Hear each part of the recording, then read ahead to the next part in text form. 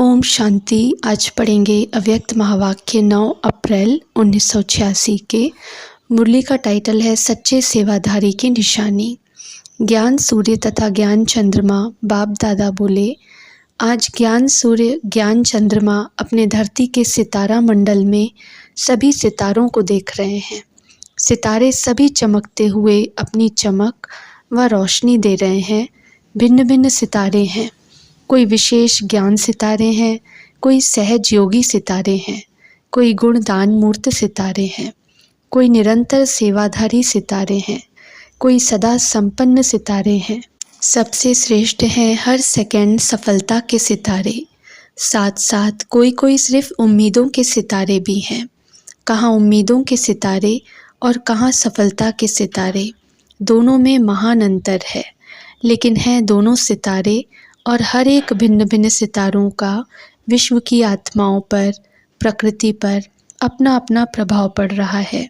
सफलता के सितारे चारों ओर अपना उमंग उत्साह का प्रभाव डाल रहे हैं। उम्मीदों के सितारे स्वयं भी कभी मोहब्बत कभी मेहनत दोनों प्रभाव में रहने कारण दूसरों में कभी कभी मोहब्बत कभी मेहनत का प्रभाव डालते आगे बढ़ने की उम्मीद रख बढ़ते जा रहे हैं। तो हर एक अपने आप से पूछो कि मैं कौन सा सितारा हूँ। सभी में ज्ञान, योग, गुणों की धारणा और सेवा भाव है भी, लेकिन सब होते हुए भी किसमें ज्ञान की चमक है तो किसमें विशेष याद की, योग की है, और कोई कोई अपने गुण मूर्त की चमक से विशेष आकर्षित कर रहा है। चारों ही धारणा होते हुए भी परसेंटेज में अंतर है, इसलिए भिन्न भिन्न सितारे चमकते हुए दिखाई दे रहे हैं। यह रूहानी विचित्र तारामंडल है। आप रूहानी सितारों का प्रभाव विश्व पर पड़ता है, तो विश्व के स्थूल सितारों का भी प्रभाव विश्व पर पड़ता है। जितना शक्तिशाली आप स्वयं सितारे बनते हो, उतना विश्व की आत्माओं पर प्रभाव पड़ रहा है और आगे पड़ता ही रहेगा।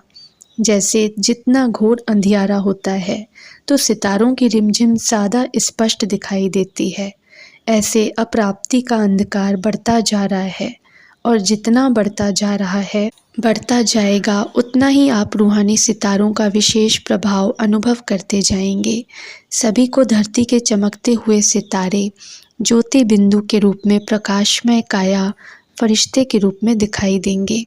जैसे अभी आकाश के सितारों के पीछे वह अपना समय, एनर्जी और धन लगा रहे हैं, ऐसे रूहानी सितारों को देख आश्चर्यवत होते रहेंगे। जैसे अभी आकाश में सितारों को देखते हैं, ऐसे इस धरती के मंडल में चारों ओर फरिश्तों की झलक और ज्योतिर्मय सितारों की झलक देखेंगे। अनुभव करेंगे यह कौन है, कहाँ से इस धरती पर अपना चमत्कार दिखाने आए हैं। जैसे स्थापना के आदि में अनुभव किया है कि चारों ओर ब्रह्मा और कृष्ण के साक्षात्कार की लहर फैलती गई। यह कौन है, यह क्या दिखाई देता है, यह समझने के लिए बहुतों का अटेंशन गया। ऐसे अब अंत में चारों ओर यह दोनों रूप, ज्योति और फरिश्ता, उसमें बाप दादा और बच्चे सबकी झलक दिखाई देगी, और सभी का एक से अनेकों का इसी तरफ स्वतः ही अटेंशन जाएगा। अभी यह दिव्य दृश्य आप सबके संपन्न बनने तक रहा हुआ है।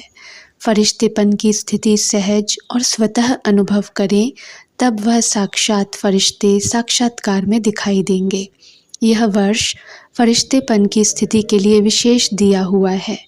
कई बच्चे समझते हैं कि क्या सिर्फ याद का अभ्यास करेंगे व सेवा भी करेंगे, व सेवा से मुक्त हो तपस्या में ही रहेंगे। बाप दादा सेवा का यथार्थ अर्थ सुना रहे हैं। सेवा भाव अर्थात सदा हर आत्मा के प्रति शुभ भावना, श्रेष्ठ कामना का भाव। सेवा भाव अर्थात हर आत्मा की भावना प्रमाण फल देना। भावना हद की नहीं, लेकिन श्रेष्ठ भावना। आप सेवाधारियों प्रति अगर कोई रूहानी स्नेह की भावना रखते, शक्तियों के सहयोग की भावना रखते, खुशी की भावना रखते, शक्तियों के प्राप्ति की भावना रखते, उमंग उत्साह की भावना रखते, ऐसे भिन्न भिन्न भावना का फल अर्थात सहयोग द्वारा अनुभूति कराना, तो सेवा भाव इसको कहा जाता है। सिर्फ स्पीच करके आ गए या ग्रुप समझा कर आ गए, कोर्स पूरा करा के आ गए, वह सेंटर खोल कर आ गए, इसको सेवा भाव नहीं कहा जाता। सेवा अर्थात किसी भी आत्मा को प्राप्ति का मेवा अनुभव कराना, ऐसी सेवा में तपस्या सदा साथ है। तपस्या का अर्थ सुनाया, दृढ़ संकल्प से कोई भी कार्य करना।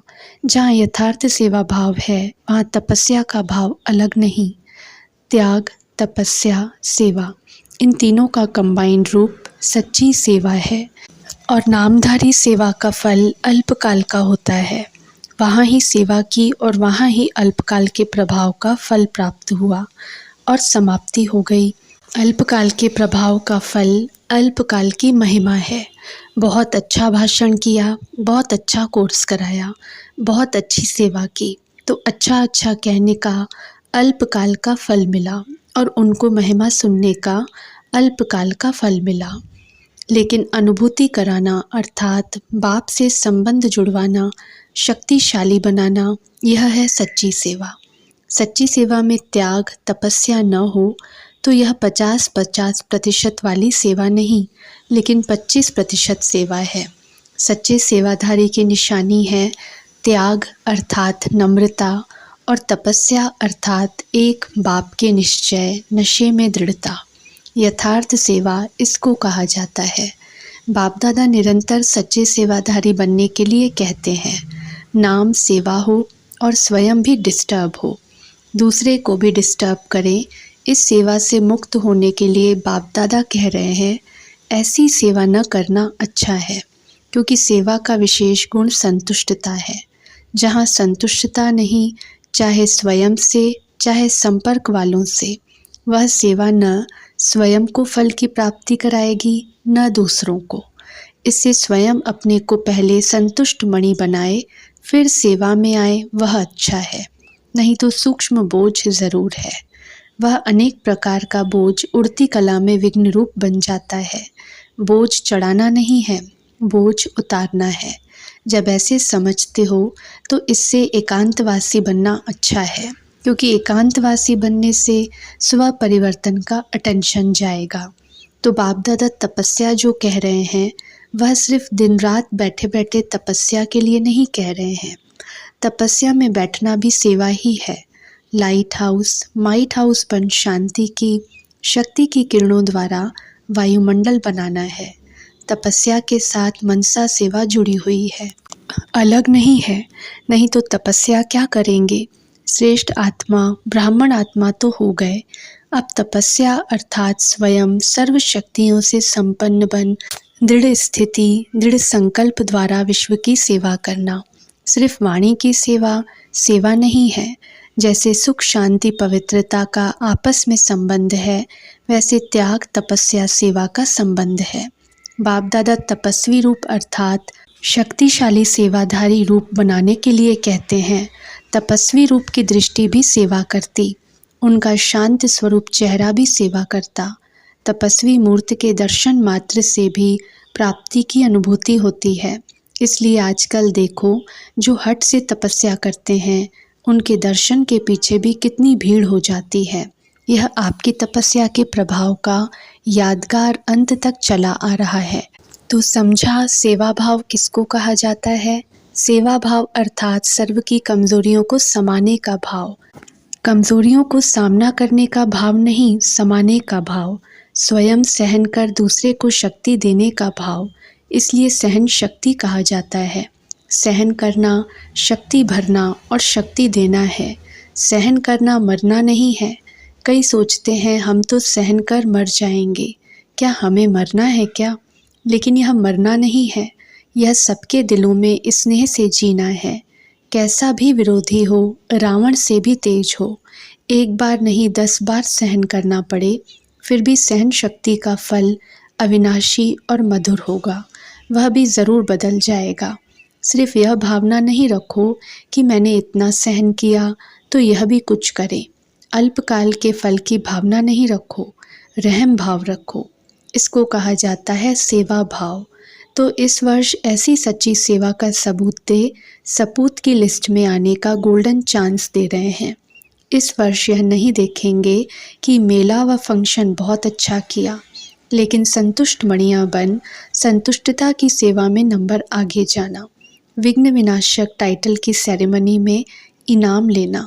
समझा, इसी को ही कहा जाता है नष्टो मोहा स्मृति स्वरूप। तो 18 वर्ष की समाप्ति का यह विशेष संपन्न बनने का अध्याय स्वरूप में दिखाओ। इसको ही कहा जाता बाप समान बनना। अच्छा, सदा चमकते हुए रूहानी सितारों को, सदा संतुष्टता की लहर फैलाने वाली संतुष्ट मणियों को, सदा एक ही समय पर त्याग, तपस्या, सेवा का प्रभाव डालने वाले प्रभावशाली आत्माओं को, सदा सर्व आत्माओं को रूहानी भावना का रूहानी फल देने वाले बीज स्वरूप बाप समान श्रेष्ठ बच्चों को बाप दादा का संपन्न बनने का याद, प्यार और नमस्ते। पंजाब तथा हरियाणा जोन के भाई बहनों से अव्यक्त बाप दादा की मुलाकात। सदा अपने को अचल अडोल आत्माएं अनुभव करते हो। किसी भी प्रकार की हलचल में अचल रहना, यही श्रेष्ठ ब्राह्मण आत्माओं की निशानी है। दुनिया हलचल में हो, लेकिन आप श्रेष्ठ आत्माएं हलचल में नहीं आ सकती। क्यों? ड्रामा की हर सीन को जानते हो, नॉलेजफुल हो। जो नॉलेजफुल होते हैं वह पावरफुल भी होते हैं। तो नॉलेजफुल आत्माएं, पावरफुल आत्माएं सदा स्वतः ही अचल रहती हैं। तो कभी वायुमंडल से घबराते तो नहीं हो, निर्भय हो, शक्तियाँ निर्भय हो, या थोड़ा थोड़ा डर लगता है? क्योंकि यह तो पहले से ही स्थापना के समय से ही जानते हो कि भारत में सिविल वॉर होनी ही है। यह शुरू के चित्रों में ही आपका दिखाया हुआ है।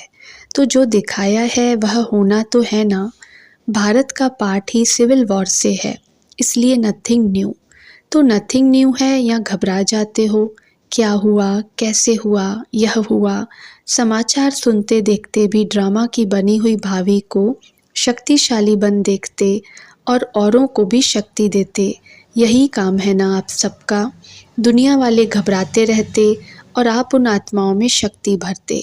जो भी संपर्क में आए उसे शक्तियों का दान देते चलो, शांति का दान देते चलो। अभी समय है अशांति के समय शांति देने का। तो शांति के मैसेंजर हो, शांति दूत गाए हुए हैं ना, वह आप ही हो या दूसरे हैं। तो कभी भी कहाँ भी रहते हो, चलते हो, सदा अपने को शांति के दूत समझकर चलो। शांति के दूत हैं, शांति का संदेश देने वाले हैं। तो स्वयं भी शांत स्वरूप शक्तिशाली होंगे और दूसरों को भी देते रहेंगे।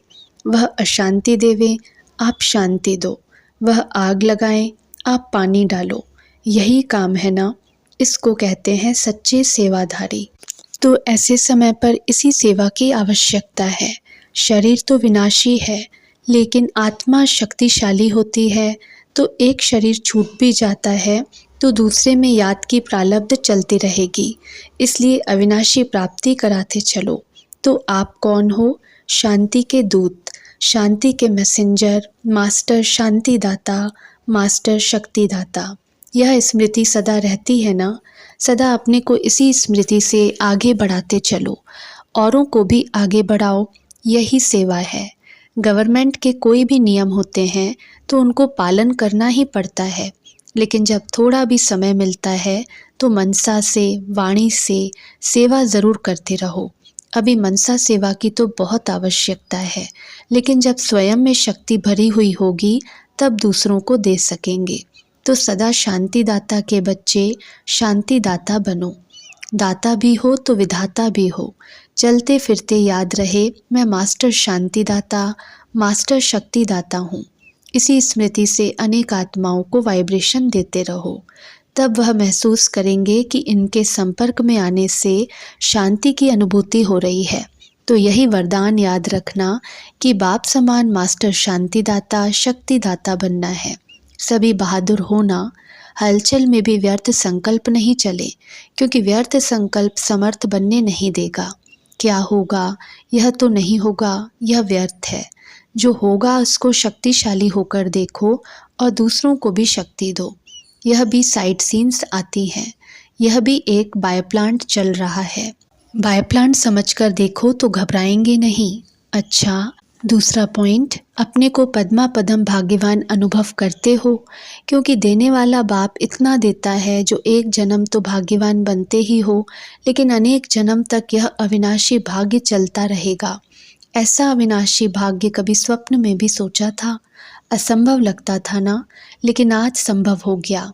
तो ऐसी श्रेष्ठ आत्माएं हैं, यह खुशी रहती है। कभी किसी भी परिस्थिति में खुशी गायब तो नहीं होती, क्योंकि बाप द्वारा खुशी का खजाना रोज़ मिलता रहता है। तो जो चीज़ रोज़ मिलती है वह बढ़ेगी ना, कभी भी खुशी कम हो नहीं सकती, क्योंकि खुशियों के सागर द्वारा मिलता ही रहता है, अखुट है। कभी भी किसी बात के फिक्र में रहने वाले नहीं।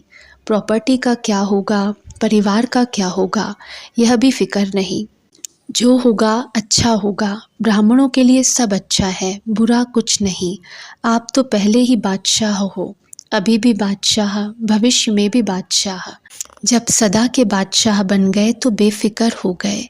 ऐसी बादशाही जो कोई छीन नहीं सकता, कोई बंदूक से बादशाही उड़ा नहीं सकता। यही खुशी सदा रहे और औरों को भी देते जाओ, औरों को भी बेफिक्र बादशाह बनाओ। अच्छा, तीसरा पॉइंट, सदा अपने को बाप की याद की छत्र छाया में रहने वाली श्रेष्ठ आत्माएं अनुभव करते हो। यह याद की छत्र छाया सर्व विघ्नों से सेफ कर देती है। किसी भी प्रकार का विघ्न छत्र छाया में रहने वाले के पास आ नहीं सकता। छत्र छाया में रहने वाले निश्चित विजयी हैं ही। तो ऐसे बने हो। छत्र छाया से अगर संकल्प रूपी पांव भी निकाला तो माया वार कर लेगी। किसी भी प्रकार की परिस्थिति आए, छत्र छाया में रहने वाले के लिए मुश्किल से मुश्किल बात भी सहज हो जाएगी। पहाड़ समान बातें रुई के समान अनुभव होंगी। ऐसी छत्र छाया की कमाल है। जब ऐसी छत्र छाया मिले तो क्या करना चाहिए? चाहे अल्पकाल की कोई भी आकर्षण हो, लेकिन बाहर निकला तो गया। इसलिए अल्पकाल की आकर्षण को भी जान गए हो। इस आकर्षण से सदा दूर रहना। हद की प्राप्ति तो इस एक जन्म में समाप्त हो जाएगी। बेहद की प्राप्ति सदा साथ रहेगी। तो बेहद की प्राप्ति करने वाले अर्थात छत्र छाया में रहने वाले विशेष आत्माएं हैं, साधारण नहीं। यह स्मृति सदा के लिए शक्तिशाली बना देगी। जो सिकी लदे लाडले होते हैं वह सदा छत्र छाया के अंदर रहते हैं। याद ही छत्र छाया है। इस छत्र छाया से संकल्प रूपी पांव भी बाहर निकाला तो माया आ जाएगी। यह छत्र छाया माया को सामने नहीं आने देती। माया की ताकत नहीं है छत्र छाया में आने की। वह सदा माया पर विजयी बन जाते हैं। बच्चा बनना अर्थात छत्र छाया में रहना, यह भी बाप का प्यार है जो सदा बच्चों को छत्र छाया में रखते हैं। तो यही विशेष वरदान याद रखना कि लाडले बन गए, छत्र छाया मिल गई। यह वरदान सदा आगे बढ़ाता रहेगा। विदाई के समय अमृत वेले, यह संगम युग अमृत वेला है। पूरा ही संगम युग अमृत वेला होने के कारण इस समय की सदा के लिए महानता गाई जाती है। तो पूरा ही संगम युग अर्थात अमृत वेला अर्थात डायमंड मॉर्निंग, सदा बाप बच्चों के साथ है और बच्चे बाप के साथ हैं, इसलिए बेहद की डायमंड मॉर्निंग।